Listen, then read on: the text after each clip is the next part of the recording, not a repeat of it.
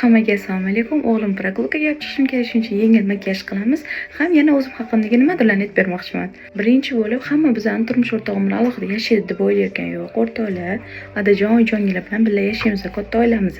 Turmushga chiqmasimdan oldin men uyimda buvim bilan oyim bo'lganlar. Shuning uchun umuman ovqatlar shirinliklar pishirmaganman, lekin qilishni bilardim.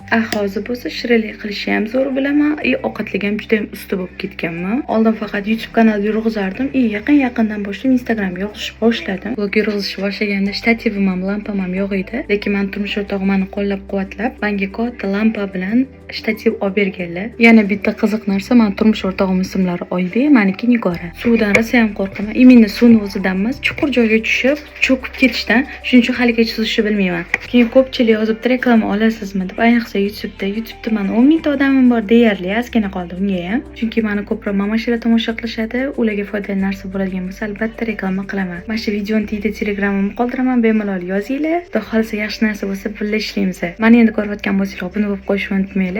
Sekretli hayotimizni sizlar bilan birgalikda o'tkazamiz.